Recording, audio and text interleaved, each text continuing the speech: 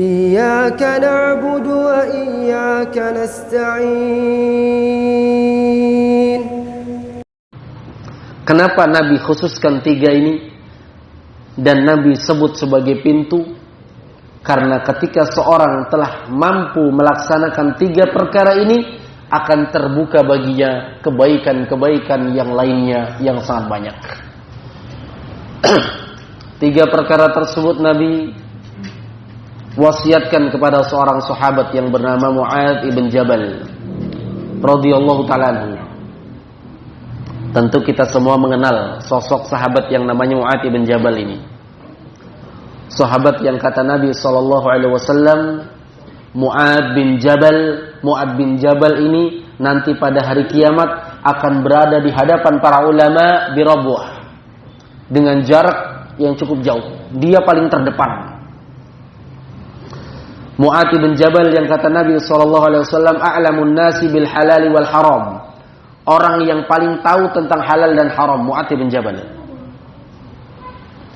Mu'adz bin Jabal yang kata Nabi SAW, khudil Quran min 4. Ambil Al-Quran dari 4 orang. Salah satunya min Mu'adz bin Jabal. Dari Mu'adz bin Jabal. Mu'adz bin Jabal yang Nabi SAW berikan kepercayaan untuk berangkat mendakwahi orang-orang Yaman sendirian.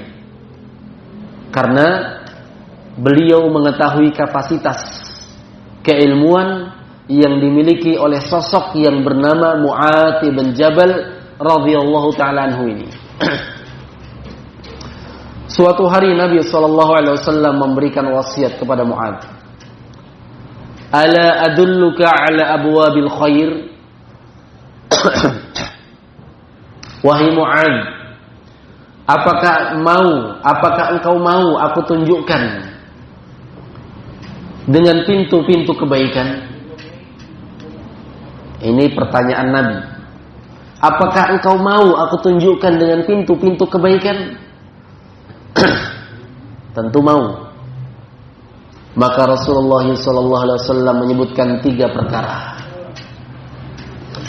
Yang pertama beliau katakan, as-siyamu junnah.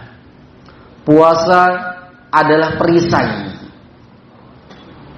Was-sadaqatu tudfi'ul khati'ah kama yutfi'ul ma'un nar.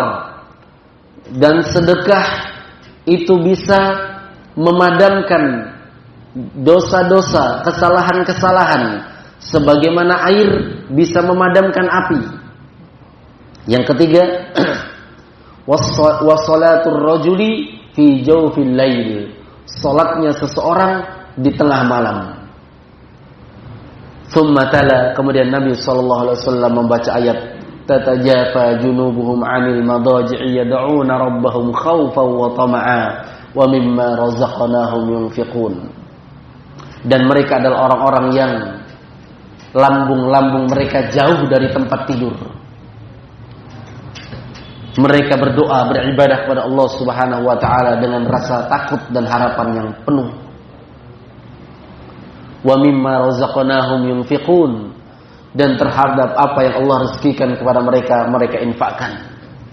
Ini 3 perkara yang Nabi SAW sampaikan kepada Mu'adz bin Jabal dan beliau sebutkan sebagai abwabul khair, pintu-pintu kebaikan. Karena 3 perkara ini membutuhkan yang namanya mujahadah, kesungguhan. Kapan seorang dimudahkan untuk melaksanakan 3 perkara ini, maka dia akan terbuka baginya pintu-pintu kebaikan yang lain.